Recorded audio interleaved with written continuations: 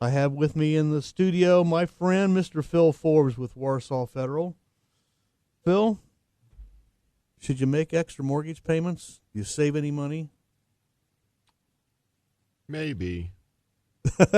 That's a positive maybe answer. So here's the thing with that. I really want to address maybe a larger question built into there is that we feel we often want concrete answers, right? We want surety, we want clarity, and this is a good one where a lot of times our parents have told us to always make more extra mortgage payments, save you a lot of money, pay your loan off early, yada yada yada. To some extent, I agree with that, but especially in today's world, you need to be cautious of it, and the reason for that is because so many people that financed or refinanced over the last few years, they may have interest rates, in the 2-3% range. Mm-hmm. And if you've got a 2 or a 3% interest rate and you can take the money and invest it at 4 or 5%, why not do that? You're really better off keeping the mortgage. And I know people are going to say, well, of course the mortgage guy is going to tell you to keep the mortgage. And that's not the answer is it's not a pat answer.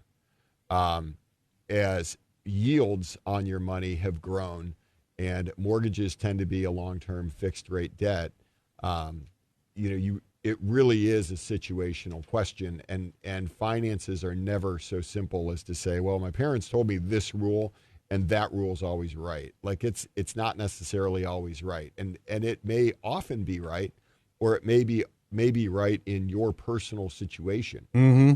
But that doesn't make it always right, depending on other advantages, other skill sets, other opportunities that people may have. And so, different ways of looking at things certainly need to be taken into account. And you can't just take a one size fits all approach to always make principal payments on your mortgage. Mm-hmm. If your rate's 8-9%, do it. But for a young person, for instance, I would tell them rather than focusing on your mortgage principal, focus on your retirement, right? Put more money in your retirement because that money's going to compound over a longer period of time. Your mortgage is really relatively temporary compared to your retirement plan. Your retirement plan definitely runs from, now to the end of your career. So plowing money there is critical. And, reducing principal on your mortgage when you're, 28 years old, you may sell that house, in 2, 3, 5 years. And although, you might have saved $5,000 and you may have $5,000 extra dollars for your next house, a lot of times that money's just going to kind of, you know how life goes. It all just kind of goes into the mix and doesn't really get recognized. But that money plowed into your retirement plan will stay there and grow and grow and grow. And so, again, it really depends on what's the interest rate you have on your house. It's not a clean one-size-fits-all question. Yeah.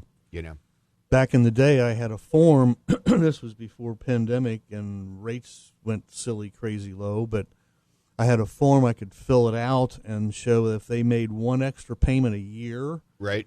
Then they'd take that 30-year mortgage, and it would drop down to about an 18-year mortgage. Right. And they would save so many thousands of dollars in interest. So true. And then you take that and, but like you said, with interest rates, crazy low interest rates, doesn't make any sense to do that. Well, it doesn't because, in that case, Gary, you're probably talking about an interest rate of in the 10 or 12% range. Mm-hmm. And in that case, yes, it makes all the sense in the world.